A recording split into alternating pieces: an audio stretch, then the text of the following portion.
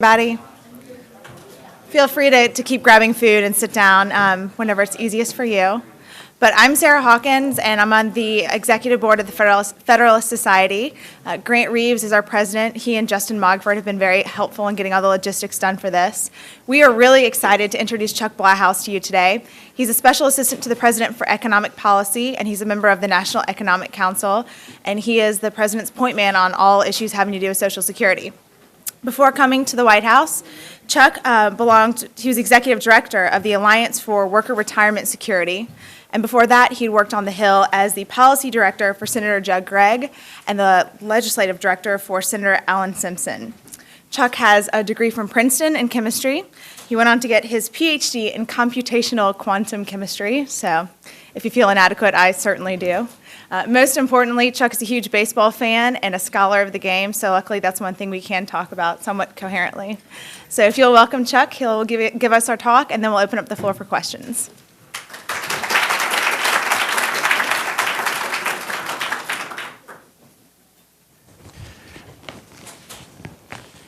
Thank you very much for that very kind introduction.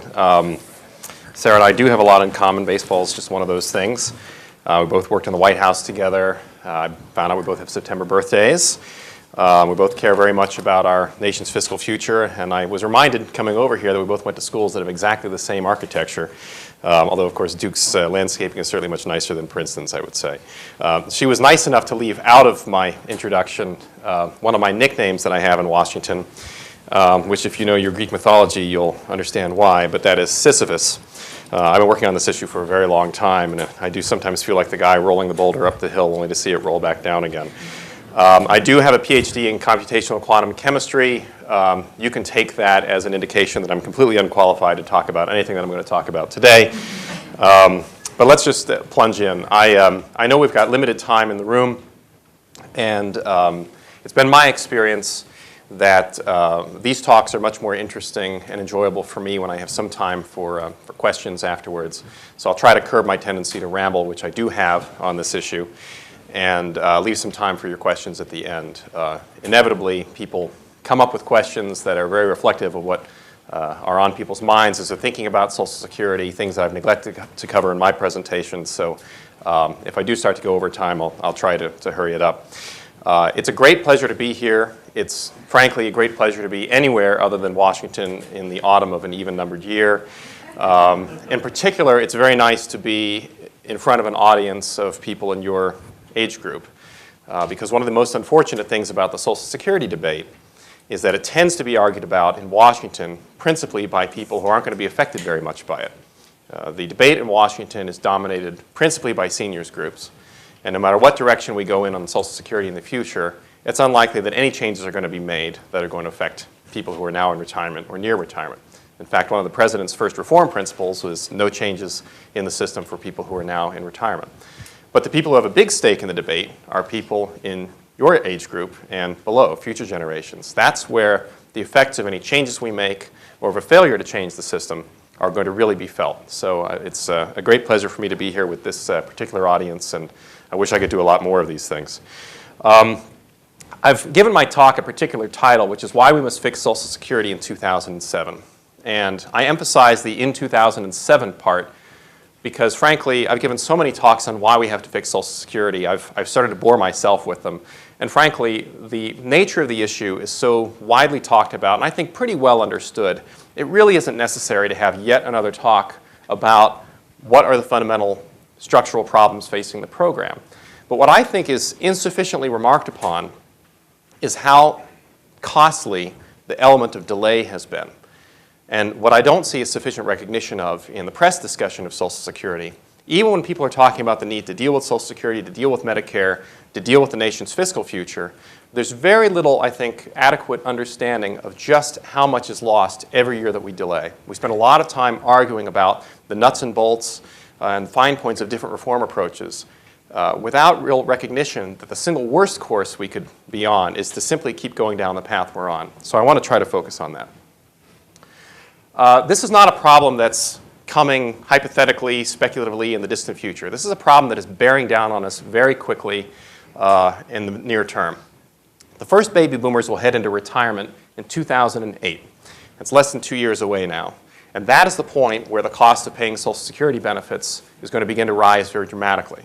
And as a consequence of all the baby boomers heading into retirement, those costs are going to rise to the point where after 2017, we're not going to have enough money coming in on an annual basis to pay for the benefits that are going out. Now, the annual deficits that Social Security faces might not seem like a big deal in 2017, but they quickly grow to very, very large deficits in short order. By 2027, we'll have annual deficits within the system of over $200 billion a year. Now, that's after adjusting for inflation. That's in today's dollars. And to get a sense of the magnitude of that, consider that's about 3 times the size of the entire Department of Homeland Security this year. And this is just the annual deficit. This isn't the total amount of spending on Social Security. This is just the annual shortfall, the annual difference between payroll taxes and benefit obligations. And this is a visual depiction of what we're looking at. If you read the Social Security Trustees report, if you read a Congressional Budget Office report, you'll generally see pictures that look like this, and you become very familiar with them.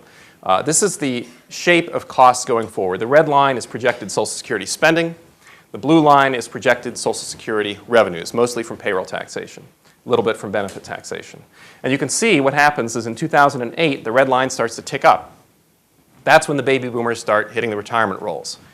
And the cost of paying benefits will exceed revenues in 2017, and thereafter you can see that we have very large deficits and that the deficits are growing without bound after that. It's also worth noting the problem doesn't disappear after the baby boomers die away. Because of increased longevity, we have people living longer and collecting benefits that the system can't afford to pay within projected revenues. Now, I put in this slide because it speaks to the subject that I spoke of at the beginning, which is this insufficient recognition of just how big the problem has already become. You've probably heard, some of you, about the 1983 Social Security fix. There was a big bipartisan Social Security reform effort in 1983.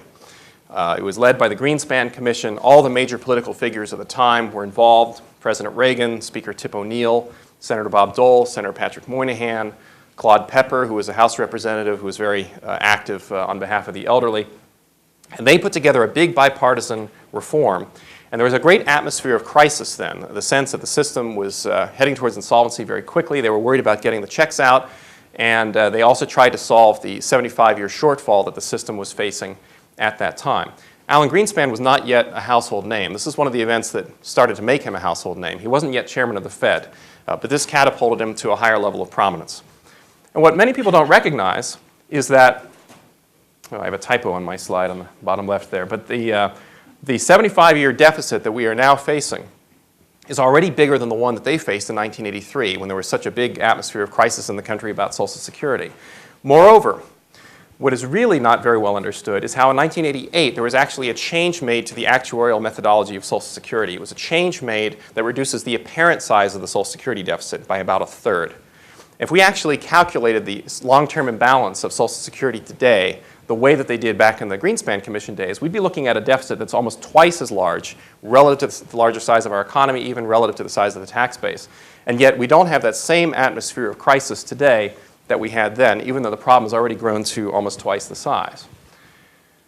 What we have instead is this. We still have a lot of people, and I don't mean to pick on Minority Leader Reid here, but you could pick any one of a number of quotes that he has made or a number of other people have made that basically downplay the severity of the problem, saying there's no crisis, there's no problem, it's manufactured, we don't necessarily have to do anything, we'll be fine for 50 years. And clearly some talking points were making the rounds along these lines last year because I heard and read a lot of quotes that said exactly the same thing. But the reality is that every year that goes by, we get closer to that 2017 crunch date. And each year the trustees re-estimate it. Some years it moves out, some years it moves forward. But in general, the general effect of our moving forward of time is that we get closer and closer to the point where we don't have enough money coming into the system to pay for the benefits. And not only is that date drawn closer, but any reasonable measure of the size of the problem looks worse with every year of delay. This is what I would consider to be probably the fullest measure of the overall size of the Social Security problem. Each year the trustees make an estimate of the present value of all projected future benefit obligations of the system minus the present value of all projected system assets. So they started making this calculation in 2003. Already in 2006, this has grown now from a $10.5 trillion shortfall to a $13.4 trillion shortfall. So you get the sense of the magnitude of the problem that arises from simple delay. You hear a lot of talk about the different costs of different reform approaches, but you don't hear a whole lot of talk about how much it is costing us simply not to do anything. Now, there are different technical elements of these calculations that change from year to year, but the biggest single factor in causing this increase is simply the passage of time. If you don't like looking at it that way, you can look at it in terms of a tax rate. Right now, the Social Security payroll tax is 12.4%. If we were to fix the system in perpetuity, we would have to raise everyone's taxes today from 12.4% to about 16.1%. That's according to the latest projection. So we'd have to reduce everyone's take-home pay by about 4% of their wages just to deal with one program alone, and that number is continuing to rise over time. Now, this is a measure that I don't happen to particularly like. It's the 75-year actuarial imbalance, and I could give you another hour talk about why that is a misleading and I think a very incomplete measure of the system's overall financial condition. And it's a measure that is often cited by reform opponents who like to find a smaller number for the system shortfall than the one I showed you earlier. But even if you use this measure, you still see a system that is getting in worse and worse imbalance with each subsequent year of delay. You look at the 75-year imbalances, they've grown from $3.5 trillion to $4.6 trillion in present value in just the last 3 years. So you can see that delay is a very, very costly proposition, no matter how you measure it. Now, despite this, there are still many people who downplay the severity and the seriousness of the problem. And you see a lot of people arguing, we don't really need to deal with this, we've got other fish to fry. This isn't an immediate problem, it may even go away of its own accord. And it would be impossible to address every argument along those lines in the scope of this talk. But I try to group them into generally 3 categories. One is a set of arguments that makes reference to the Social Security Trust Fund. Basically, people say, well, 2017, the system has less money coming in than going out, but we have the Social Security Trust Fund, and the trust fund will still technically be solvent for decades afterwards, so what's the problem? Second set of arguments is to question the reliability of the projections themselves. If I had a particular pet peeve in the Social Security debate, this would be it. I've been reading these trustees' reports for 10, 15 years. I would say there's probably more misperceptions about this aspect of Social Security than in any other. There is this very persistent notion out there that the trustees are being unduly pessimistic and that in reality the problem won't wind up being nearly as serious as they are saying it is. I can dissect that in various different ways if people are interested later on, but I would group that set of arguments as one category. And finally, a third thing that people do is simply to change the subject. They say, well, we may have this problem in Social Security and all these numbers may be right, but we have bigger problems. We've got Medicare is a bigger problem, or the administration's irresponsible income tax cuts are a bigger problem. We've got to deal with those. Why are you going on and on about Social Security? So I'd like to deal with these in turn.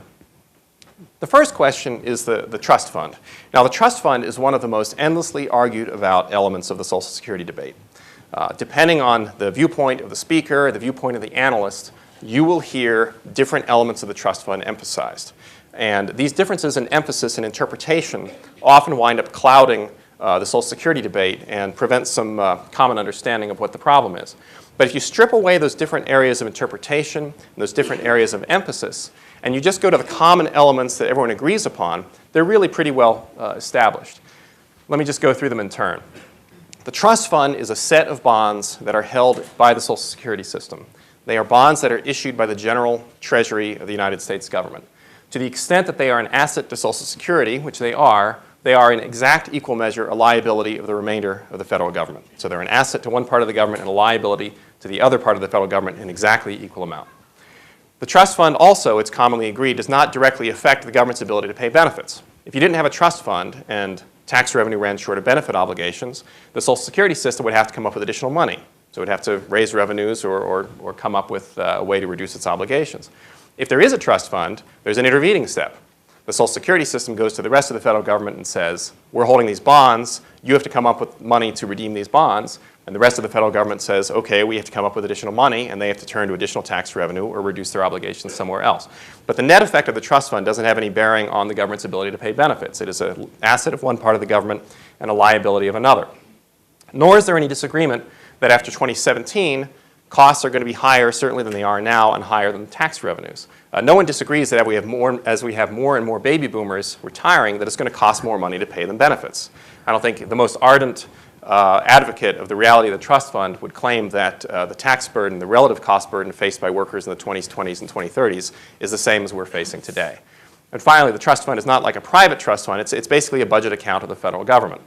Now, you're going to find this description of the trust fund no matter where you look, whether you look in the Trustees report, Congressional Budget Office report, the General Accounting Office report, you look at our submitted budgets, you look at the previous administration submitted budgets, you'll see the same general description. So yes, there are lots of arguments about the trust fund and what it means, but there are certain things that everyone agrees upon, and those include the fact that after 2017, we've got to come up with additional money. Now, the second set of arguments has to do with wishing away the problem by attacking the projections. And there are so many different ways I could approach this. Certainly, there are a number of variables in the Social Security projections that are worth dissecting and explaining and analyzing. But there really isn't time for all of that here. So I tried to put together 2 slides that I thought would be illuminating of the overall picture with respect to whether or not there is much reason to believe that the projections will turn out to have been unduly pessimistic. One is reference to a stochastic analysis that is included in each year's Trustees report. And what that analysis does is it takes all the variables that affect Social Security financing. And Social Security financing is affected by a lot of different things. It's affected by economic variables like real wage growth and interest rates and inflation. It's affected by demographic variables like longevity and fertility, things like that. The demographic variables actually have a greater bearing on the system finances than the economic ones, which isn't always understood. Immigration affects the projections. And what they do, each year, the trustees throw together all these variables into a big analysis, and they examine how much will the picture change if all the variables break in one direction or if they break in another direction. We basically run all the different scenarios under which projections might turn out differently from the way they now look. And what you find when you do that is you don't find much of a difference. Their intermediate projection is that the permanent cash deficits begin in 2017. Now, you go out to the 90th percentile with most of the variables breaking in a direction of lower costs. Those permanent deficits begin only 3 years later. So there's not much give there.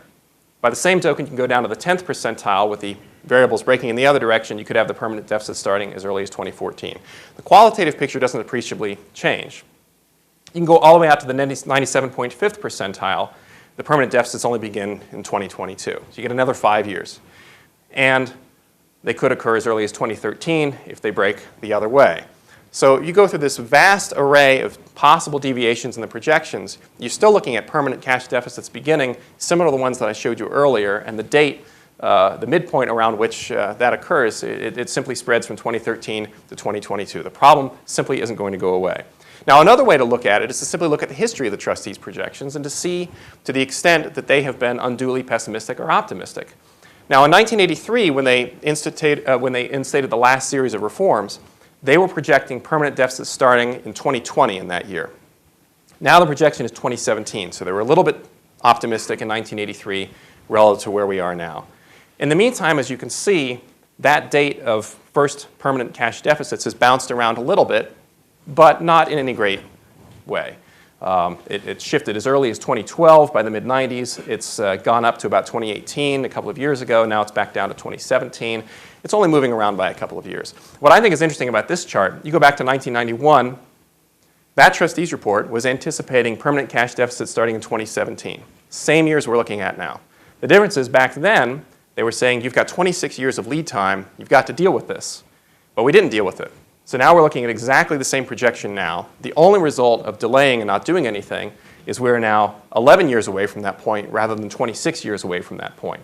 So this idea that if we simply wait and hold our fire, maybe the problem will go away of its own accord, it's really belied by the history of the Social Security trustees' projections. Now, the third thing that people do is they basically change the subject. They say, well, maybe Social Security is a problem, but we've got bigger problems. This is a typical quote from a paper by the Center on Budget and Policy Priorities, Kogan and Greenstein, early 2005. The cost of the 2001-2003 tax cuts is triple the size of the Social Security shortfall. And the clear implication there is that, well, Social Security may be a problem, but we've got bigger problems. Bigger problems that the administration caused. Medicare is a bigger problem, so why are you talking about Social Security? Well, there's a couple of problems with that. First of all, as an argument that is directly relevant to the Social Security problem, it doesn't really help us because obviously Social Security isn't funded by income taxes.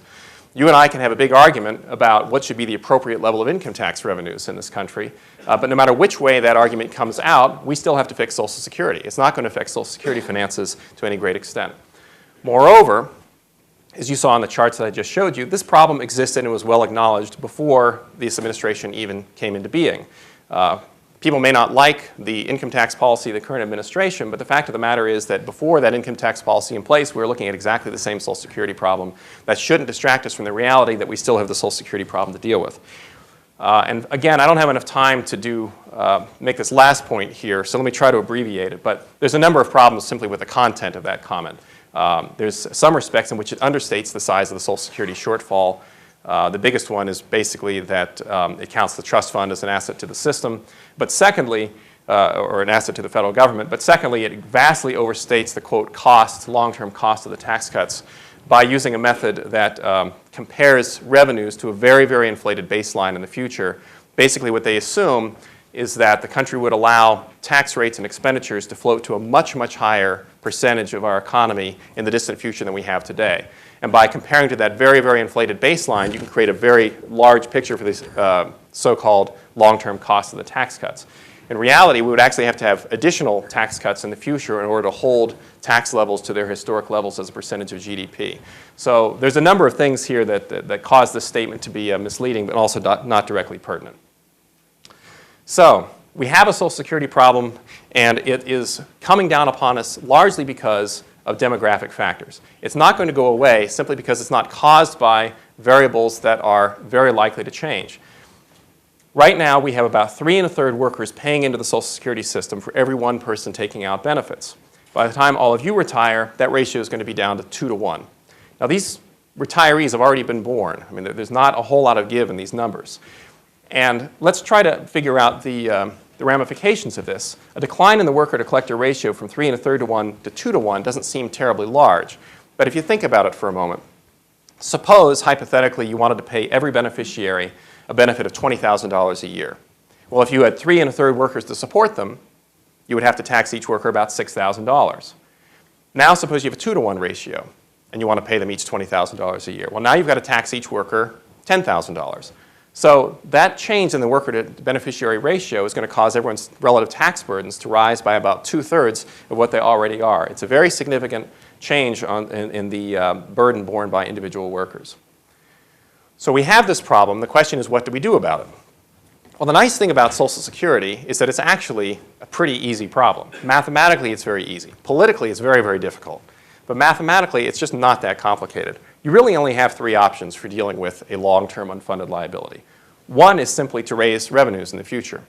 People in the future are going to face higher liabilities. They'll just have to pay higher taxes. That's one response. Second thing you can do is to change the rate of growth of the system. You can hold down the growth of system costs and restrain the growth of your liabilities that way. The third thing you can do is to start funding some of those liabilities today. Now, this doesn't directly eliminate the reality of those liabilities, but it can put out a more stable or prudent path for dealing with them. An analogy I would make would be an individual planning for their retirement. Suppose you as an individual want to have an income of $50,000 a year in retirement. You have a couple of choices. One is you can wait till you're retired and try to come up with $50,000 a year then by working or doing something to accumulate that $50,000 at that time. Or you can start putting it aside today, saving it each year and taking advantage of the compounding and building it piece by piece over the years. Now, one person might look at this, an actuary might look at this and say, well, the present value of the money you have to come up with to produce that income at the end of the game is the same. You either have to do it then or you have to do it today, but one way or the other you have to come up with the money. And that's true. But I think we would argue and believe that it's far more prudent to start doing it in advance, piece by piece, rather than waiting till the end of the game and trying to come up with the money then. And that's what the issue of advance funding is all about. Now let's look at these 3 options in turn. The first option is simply to raise taxes. And this is a chart I showed you before. And it basically illuminates just how high taxes would have to be in order to fund Social Security's current promises. The current payroll tax is 12.4%. The cost rates in the out years of this chart are over 17%. So you're talking a decrease in people's take-home pay of about 5% if you don't change the system's outlays. When you consider that Medicare, and we have other fiscal problems out there, Medicares are at least as large. If you're going to take another 5% of people's pay just to deal with Social Security, you're really talking about big reductions in people's standard of living simply to fund 2 programs alone. Moreover, this is what we've been doing to this point, and it hasn't worked. Every so often, we've been raising the Social Security payroll tax. And if you go back to this chart, you can see the limited efficacy of an increase in that blue line. That red line just keeps going up. Now you could raise that blue line a little bit, and you could attain technical solvency for a little bit longer. But as long as that red line keeps rising, you're basically sentencing future generations to higher and higher burdens. And that has bad effects on their ability to create jobs and have economic growth and enjoy a better standard of living. Now these are just the increases in the payroll tax rate that have occurred over time. There have also been increases in the payroll tax base. And some people do suggest that the way to deal with this is not to raise the payroll tax rate, but to raise the payroll tax base. There's a cap on the amount of wages that are subject to Social Security taxes now. And people say, why not raise that or eliminate it and bring in more revenue into the program? Well, the problem with that is it doesn't do much to solve the problem. Even if you totally eliminate the cap on taxable wages, basically you would raise this blue line about right there, and you can see the lines are still going to cross in 2023 and start pulling apart after that. So you buy yourself about 6 additional years. So there's a limited utility to the tax increase scenario in our view. Now, the second thing you can do is to try to deal with the growth of system costs. And here you have slightly more realistic possibilities. And the reason for that is that the current system is making promises that are well in excess of what it can pay and well in excess of inflation. The average individual income quintile individual in 2005, they were getting a benefit of about $11,500 last year. Now, the current Social Security benefit formula is actually trying to pay benefits to people in the future that are much, much higher than that, even after adjusting for inflation. All these figures are adjusted for inflation. You go out to 2070, the system formula is trying to pay people in that year, that average middle individual income person, a benefit that's about $23,000, almost twice as high. Well, obviously, the current system can't pay anything close to that.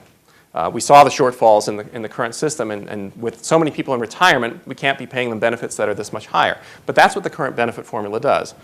Now, that's a problem in one sense. It's an opportunity in another. It means that you can actually have a more realistic rate of benefit growth or outlay growth. You still wouldn't have to cut anyone's benefits. No one's benefits would have to go down relative to inflation. You wouldn't have to touch people today, and you could solve an enormous part of the fiscal problem. What's the problem with that? Well, the problem with that is simply politics. If you do anything like that, you start getting these press releases and attacks saying you've decided to cut benefits 30%, 40%, and you get these really outlandish numbers. And of course, the way these numbers are produced not by comparing to what the current system can actually pay, but by comparison to what the current system's benefit formula would deliver if it actually could deliver those benefits. If you took the current system and offered it as a reform plan and said, we'll pay benefits $16,000 per person in 2070, you would get a flood of opposition press releases saying you just proposed to cut benefits 30%, even though the current system actually can't pay benefits that are up at that $23,000 level. You would actually have to have a payroll tax that's much higher than ours to pay that higher benefit, and that benefit is much higher than what people are getting today. So you can actually have a reasonably fair and equitable path of benefit outlay cost growth as part of a reform solution, and most plans do contain an element like that.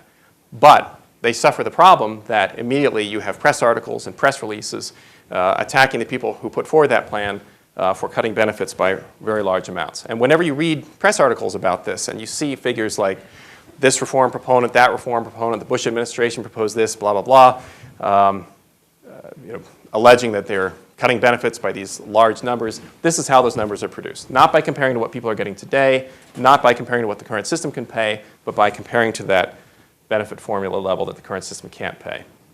Now, the third option you have, which doesn't eliminate the liabilities, but it's an alternate way of dealing with the liabilities, and that's to start to advance fund them today.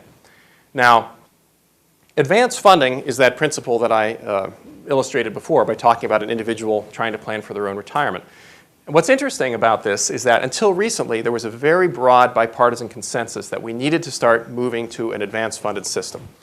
The Clinton administration's Social Security Advisory Council, this was a bitterly, sharply divided advisory council. I mean, these people stopped talking to each other halfway through. It was a nasty experience for everyone involved. And they couldn't agree at the end of the game on how to fix the system. They split into 3 camps, and they were totally irreconcilable. But they did agree on a set of unanimous findings. And one of the unanimous findings was that we had to start moving to a system of advanced funding. And the reason for that was because they were looking at charts like this. And most of the advisory councils and commissions have been looking at charts like this. If you stick with pay-as-you-go, you look at that center chart, you see that the returns to subsequent generations keep getting worse and worse, either because their tax burdens are higher or the ratio of their benefits to their taxes are lower. But basically, inevitably, the math of pay-as-you-go, if you have a pay-as-you-go system and the worker-to-collector ratio drops, each subsequent generation gets a worse and worse deal. And no one has been able to figure out how to come up with an equitable system that works well without beginning to change the current system's pay-as-you-go structure. Now, if you want to advance fund, there's only two ways you can do it. You can either have the government try to do it by collecting savings in advance, managing that savings, investing that money on behalf of everyone collectively, or you do it through a system of individually owned accounts. Now, those are the only two options. The Clinton Administration Advisory Council, they split into three camps. Two of them went for the personal accounts. One of the camps went for government-controlled investment. Now, obviously, we in the Bush administration favor the personal account approach. There isn't time here to give the full explanation, I think, of why we think it's the better approach. Obviously, it touches on a lot of different aspects. It touches on our beliefs about the importance of giving people an ownership stake in the current system. It touches on the desirability of having an inheritable element of the Social Security benefit. Currently, there is no element of Social Security that is actually inheritable, which disadvantages people and families in which the primary wage earner dies before eligibility age. There's a lot of different reasons, but on this chart, I tried to summarize them as two. One is simply that benefit expectations on general will be higher, we believe, if the advanced funding is accomplished through personal accounts rather than government-managed investment.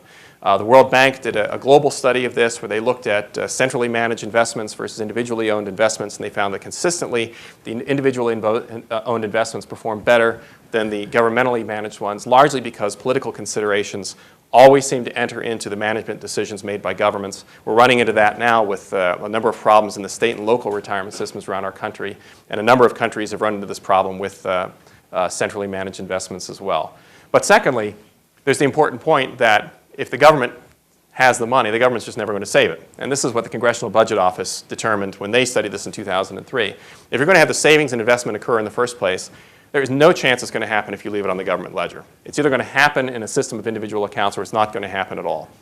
In theory, the government is supposed to be building up savings through the current Social Security trust fund structure, but as long as that money is on the federal ledger, whether you have a Republican president or a Democratic president or a Democratic Congress or a Republican Congress, the evidence from over 2 decades of Social Security surpluses is very clear that the government inevitably spends that money. Now, I'm running out of time here. I want to leave time for questions. I wanted to explain the basics of the problem and why it's important to understand that it's not going away and why delay is so costly.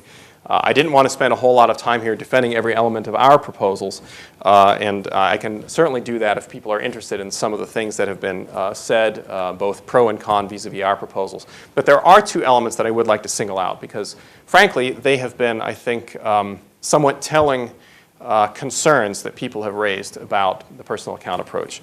One of them is the association of personal accounts with increased federal debt. And those who are against personal accounts have basically said, if you try to create these personal accounts, you're going to have massive federal borrowing, the government's fiscal position is going to become a lot worse, and we think it's just fiscally irresponsible to promote this structural change in Social Security. And the association of debt with personal accounts was a very effective one. I had a number of friends on the other side of the aisle who told me that pollsters discovered very early on that if you coupled personal accounts and debt in the same sentence, you could turn support for personal accounts into opposition with the same audiences. So it became a theme that people used with some frequency. And there is an element of truth in this, but in general, there's more misleading content, I think, than there is truth. And the reason for that is that the amount of borrowing that the government does is strictly a function of the amount of money that it spends and the amount of money that it collects. If the government spends a certain amount of money and has a certain amount of tax revenue coming in, the difference between those figures is the amount that the government borrows. That's just inevitable. But the question is, where is the government going to borrow the money from? Right now, the government is borrowing the money from the Social Security system and some more besides. If you create the personal accounts in Social Security, the government can't borrow it from Social Security anymore. So the government has to borrow it from somewhere else. And that's where this happens. The government would have to borrow more money from the public markets that is now borrowing from Social Security.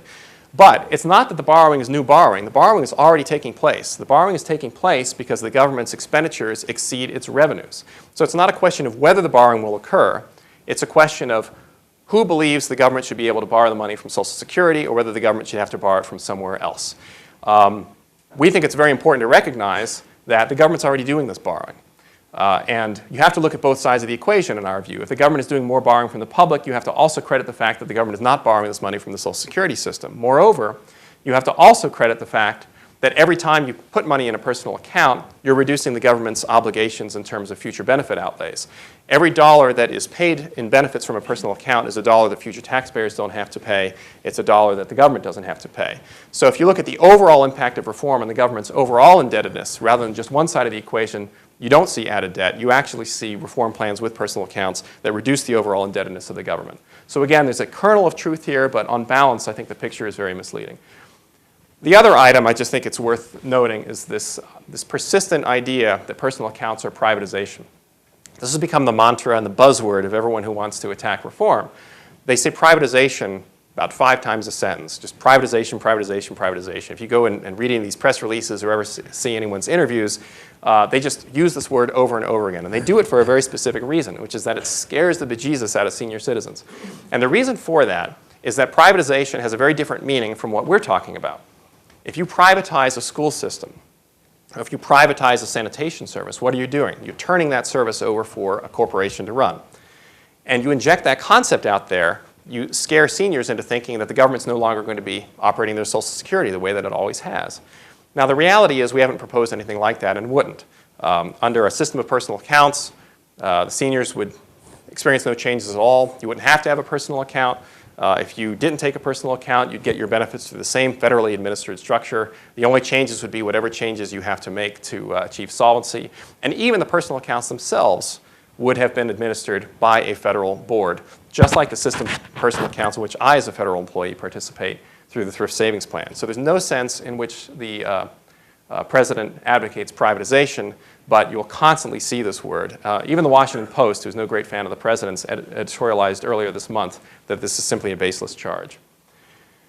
Finally, I would just close by noting that if you read the messages of previous presidents about Social Security, it's remarkable how you hardly ever find one that basically says, it's a finished product, we don't have to change it anymore, the system will be just fine. You go back to FDR, you go to President Clinton, you go to President Reagan, you constantly see this recognition that in order for the program to survive, it has to adapt, it has to be modernized, it has to change to meet the needs of subsequent generations.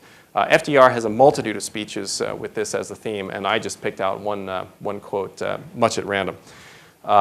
So when the president says that he's being faithful to the historic purposes of Social Security while also wanting to restructure it to be strong for the 21st century, I believe that he's acting in the best traditions of statesmanship of previous presidents.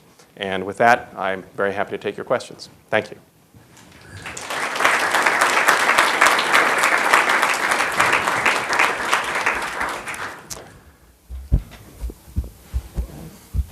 I'm Adam Oversight, I'm a 1L. Is there any movement from the White House to support the Senator DeMint's plan to try to stop using the trust fund on general spending and to put that into small personal accounts as a first step? Senator DeMint put forward a proposal that, as you indicated, was not a complete Social Security solution, but attempted to take this first step of just trying to halt the borrowing from Social Security by investing the Social Security cash surplus in personal accounts. They'd be relatively small personal accounts. Net, they wouldn't really have an impact pro or con on the overall fiscal problem, but the idea was to at least prevent the government from spending that money.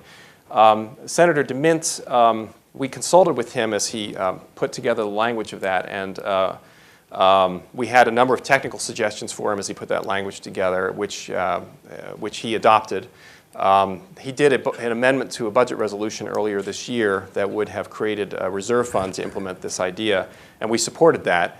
So I think I would phrase our position as being support, but again, as only a first step. We felt that it was a very constructive move. President Bush still feels we need to take more thorough action to fix the Social Security program, but I think we believe that Senator DeMint's action was very helpful, and we were supportive of it. Go ahead. Those numbers that you put up in terms of the benefits that people would have in the future, say 2070 would be either 16,030 or 22,900 or something like that. Are those in terms of relative to today's dollars, or they would be in those dollars in 2070? They were adjusted for inflation. So basically, I don't know how to put it. It was all the figures are in. As if they were getting they would basically be getting twice as much money relative, if it was funded at 22,900 than they are today at 11,000. Right, their purchasing power would be twice as great, basically. Okay. And then also another question, actually, if I may, is when you said that it's not really legitimate to talk about the income tax cut and that it's changing the subject because it's not relevant to the funding of Social Security. But you were saying that the Treasury, that the bonds for Social Security are in fact something that's funded by the government, right? It's something that has to be paid out from somewhere else in the government's budget. So if you had that money from the income tax cut, wouldn't that in a sense give you the ability to fund those bonds for Social Security, and that's how you could bring in money to the system?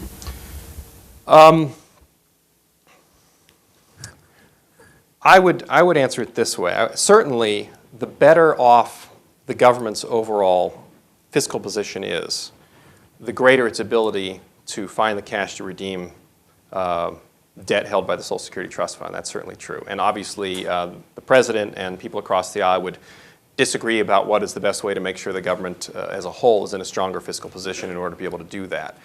A couple of points that I would make. One is that the net accumulations in the Social Security Trust Fund are now about 1.7, 1.8 trillion, and 1.9 trillion. That represents not just 4 or 5 years of budget policy, but accumulations in the trust fund on paper going back to 1983. So if, for example, we made a change in income tax policy today, you might change around the periphery, the government's, the ease with which the government can redeem bonds held by the Social Security Trust Fund. It doesn't change the fact that for decades now, the habitual and long-standing practice of the government is to spend the money in the Social Security Trust Fund, and you still have, the other 99% of the problem of redeeming that debt held in the Social Security Trust Fund. One of the things that I used to offer as kind of a joking proposal in D.C. was that when President Clinton came up with a proposal to basically credit the Social Security Trust Fund with an additional set of bonds if the government ran a surplus. The reality was the government is supposed to be running that surplus anyway, which is what the bonds in the Social Security Trust Fund are supposed to represent. If we wanted to really do it honestly, we wouldn't have any bonds in the trust fund representing the fact the government hadn't saved anything all those years. So I think the answer is yes, the things that happen on the income tax side do have an indirect effect on the government's ability to redeem debt held by the Social Security Trust Fund. But we still have the fact that Social Security is supposed to be self-financed. It's supposed to be financed by payroll taxes. Moreover, and this is something actually I'd like to talk a little bit about because I think it's very poorly understood. There's been a myth that has arisen in the last few years that there was a deliberate plan to start running big Social Security surpluses in 1983 and that the government would save all that money. And then when the system went into deficit in 2017 or 2020, the government, having pre-funded these benefit obligations through the Social Security Trust Fund, would now find the money to pay off the trust fund and get through that way. That is one of those things that is very commonly said in public discourse, and if you go back and read the history of it, it's just not true. The Greenspan Commission never had any idea, never had any intention, never had any belief that you could meaningfully advance fund the Social Security system by amassing a big trust fund. One of the things that is interesting to me about this debate is that it has become completely conventional wisdom to believe that this was a premeditated thing to build up this big trust fund and then redeem the debt with general revenues. It was not. The 1983 reforms, the Greenspan Commission never even calculated the annual cash flows. They looked out 5 years in terms of the annual cash flows. They looked at average numbers over 75 years, but they didn't even have projections that showed a big buildup and then big drawdown. Moreover, the authorizing committees, the Ways and Means Committee, the other committees of jurisdiction that looked at this, they didn't do those projections either. If you read interviews with Robert Myers, who was the executive director of the commission, or a number of the other staff and members of that commission, and ask them whether there was a deliberate intent to build up this big trust fund and then use general revenues to pay it down, they all say no. Had they realized that they were building up this big surplus, they never would have gone in this direction in the first place. I don't want to take up too much time talking about it, but the reason it happened actually was it was a complete accident. In the 80s, they were in a very severe financial position, and they wanted to make sure, they were suspicious of the trustees' projections. They were suspicious that they might be too optimistic. So what they did was they made sure that even if the pessimistic scenario outlined by the trustees came to pass in the 80s, the system would not go insolvent during the 1980s. What that meant was that they built up a little cushion in the 1980s relative to the worst case scenario. They didn't extend out and look what would happen if, in reality, they followed something closer to their intermediate scenario, and so they got these enormous surpluses. Senator Patrick Moynihan noticed this happening in the mid-'80s, that they were starting to run this gargantuan Social Security surpluses, and that this money, of course, wasn't being saved. And he had hearings on it, and he ultimately came up with a proposal in 1989 to simply just cut the payroll tax outright, because that money was being used to underwrite the general operations of the government. He didn't propose then to cut the payroll tax and put it in personal accounts, because that idea wasn't really mature yet. But his view was that we were creating this sort of accounting illusion by building up this big trust fund. So his view was that we should just cut the payroll tax outright and force the government to recognize that the trust fund was not advance funding any benefits. So that's a long-winded answer to your question, but I think the point I'm trying to make is that I think in certain economic sense, it's true that if you could overtax people sufficiently so the government ran these big surpluses and could amass this savings, I think your question it's a correct point, that in theory the government would be in a better fiscal position and could then redeem all this debt held by the Social Security Trust Fund. But I don't think there was ever any expectation that this could occur, and obviously the historical evidence is that it's never occurred. I actually have two concerns that I'd like to bring up. You mentioned shortly a while ago that changing the borrowing scheme from just borrowing money from the general or for the general fund from Social Security would just change from going public bonds to private bonds. But wouldn't that crowd out hundreds of billions of dollars in private investment in the year, which would hamper economic growth and raise interest rates significantly? And secondly, I was wondering why private accounts couldn't be considered something separate from Social Security, since they in themselves do not enhance the solvency without either raising more revenues or reducing benefits.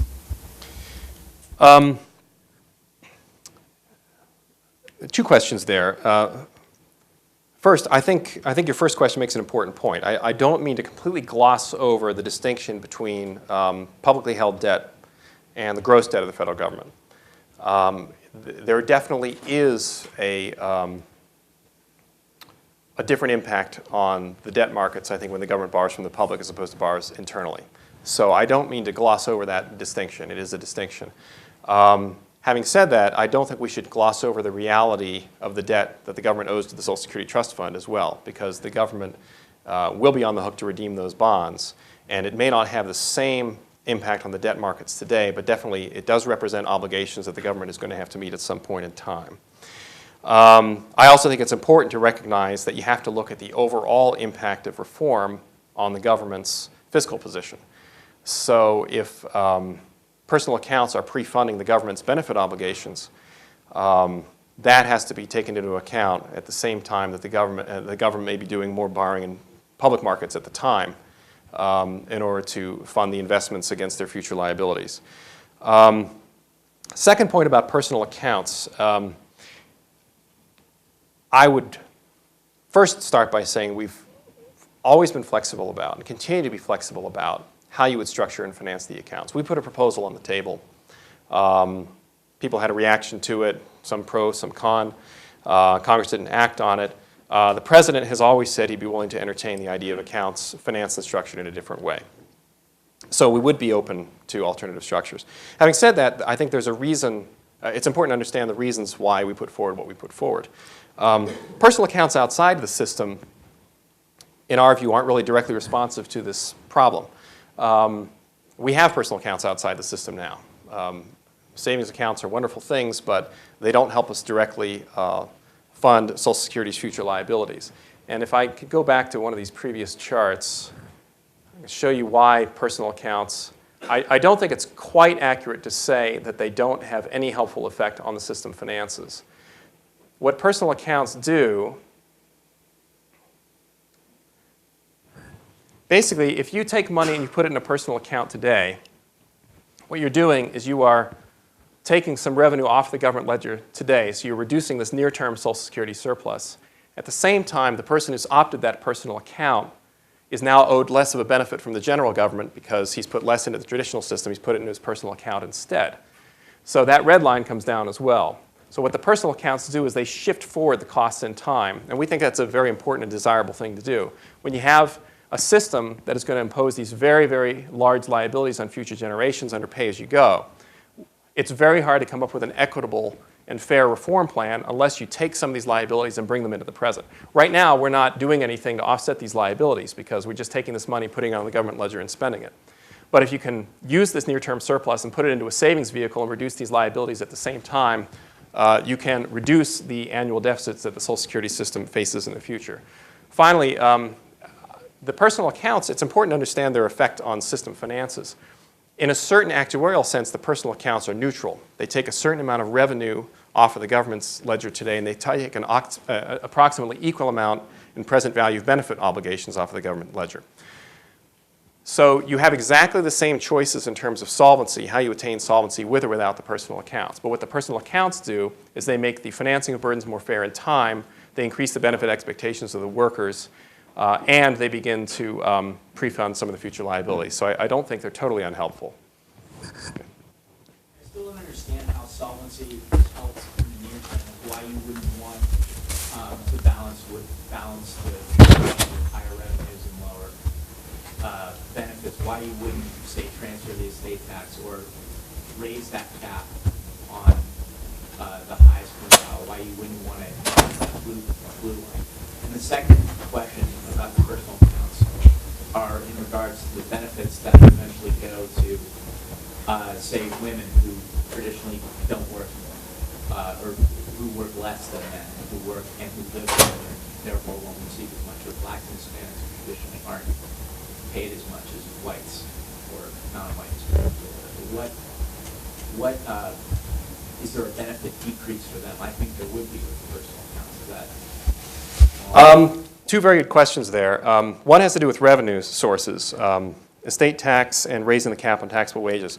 I don't mean to be totally dismissive of the idea of raising the cap on taxable wages. I just want people to understand its limited efficacy in terms of dealing with the system's finances. The president said very explicitly he's open to that as a possible change. There's only so much that it gets you. But there's no reason we couldn't turn to that as an additional revenue source. The estate tax is a bit of a different item, I think, because the estate tax is not a Social Security-related tax. Basically, that would mean we'd be shifting from a system that has always been self-financed into a system that we're going to start funding with other taxes, estate taxes or income taxes or energy taxes or whatever. What's interesting to me about that is that historically it's been the left end of the political spectrum that has been the guardians of the program's self-financing nature. Claude Pepper, FDR, the historic guardians of Social Security felt very strongly that it would be a big mistake to start funding Social Security with other revenue streams. And their view was that you had to bind everybody to the Social Security program. Rich, poor, people in the middle, everyone had to feel like they were putting into it and getting something out of it. You start funding the system with income tax revenues, you make it indistinguishable in the public's mind from welfare, and they're concerned about the public support for the program. I will say as an analyst, and this is not an argument, policy argument one way or the other, as an analyst, I don't know how to judge the fairness of something like the estate tax because from Social Security's perspective, you have sort of this magic revenue appearing in the system, and it's very hard for me to track as an analyst how different people are affected by that. But I maintain a great concern about any move to start funding Social Security with non-Social Security related taxes. I think that changes the ethic of the program. I think it will probably destroy political support for the program over time. Second point has to do with the distributional impact of accounts, and I'm very glad you mentioned it because this is one of my areas of longstanding interest. And if I had another hour here, I would probably devote it to the distributional aspects of Social Security, which I think are very poorly understood and are very fascinating. The Social Security program was set up in 1935 as a defined benefit program. And it has a progressive benefit formula, and it has certain features, spousal benefits, survivor benefits, and the like, that are designed to meet certain features that people wanted from the Social Security program, but which, when you add it all up, have a very dubious, in some cases, an undesirable impact in terms of reaching people who are actually in need. Let me give you a classic example. If you look at internal returns from the Social Security program, a low-income two-earner couple gets a worse return from Social Security than a high-income one-earner couple does. And the reason for that is that internal returns on the money paid by that two-earner couple keep getting worse and worse as the pay-as-you-go system matures. Meanwhile, there's the non-working spouse benefit, which is comparatively generous and predominantly goes to higher-income couples, at least in terms of the total magnitude of benefits paid. And the design of the non-working spouse benefit and the defined benefit structure of Social Security reflects the mindset of 1935, which is that it was presumed that you would have the man working, the wife would be staying home, and the system was designed to be most generous to that household situation. Well, America has changed in a lot of ways. We have a lot of single heads of household, we have a lot of two-earner couples, and the marginal return on work from the Social Security system for single earners and two-earner couples is terrible. And as a consequence, there are a lot of places where the system is progressive on paper, but if you actually track the actual distribution of benefits on a household basis, it's very regressive in places. Now, I'm not suggesting that the current system is regressive as a whole, but on balance, it's pretty neutral. And one of the things that I have great concerns about as an analyst is that if you project forward over the next 30, 40 years, if you were to analyze the progressivity of benefits by individual, it would appear that the system is becoming more progressive by individual. But because of changes to our society, it's actually becoming much less progressive over time as measured by household income. And this reflects changes in American family structure. One of the virtues of personal accounts is they don't care what your family structure is. They don't care whether you fit into the defined benefit eligibility criteria that someone thought of in 1935. If you really want to design, in my view, a very good Social Security system, you do a number of things. You change the benefit formula in the traditional system. You change the way the non-working spouse benefit works. You change a lot of the aspects of the benefit formula in technical ways that are probably more than I should go into here. But I think you need those elements of the personal accounts, because without them, you wind up with a lot of people in situations where the defined benefit formula just doesn't reach them well. Divorced women, widows of husbands who die early, two-earner couples, single earners. These are groups that will do much better under a system of personal accounts. For groups that have less labor force attachment and participation and have lower wages, such as women and, say, African Americans, the key there is making sure that the system is progressive as a whole. What you see in a lot of these proposals is the combination of the personal accounts, which gives you the pre-funding that you want and the generally higher returns that you want and the inheritability that you want, coupled with changes to the traditional benefit formula that make it more progressive. And that's what the president proposed. He proposed that we go to a system of progressive benefit growth and the personal accounts. You really need both elements to make the system work well in the future. You try to do it one way or the other. If you just did the personal accounts without the changes to the traditional system, you could have a system that's less progressive. If you just did the changes to the traditional system without the personal accounts, you wouldn't solve a lot of the problems the current system has. So we think both elements are very important. One thing you mentioned about future cost cutting, you said that the primary motivation for not doing it is for political reasons. And you also, it seemed that you thought that it did make sense in general. And I was just wondering, it seems that no matter what you do with Social Security, whether you're talking about personal accounts, you're going to have a lot of negative press releases, regardless of what you do.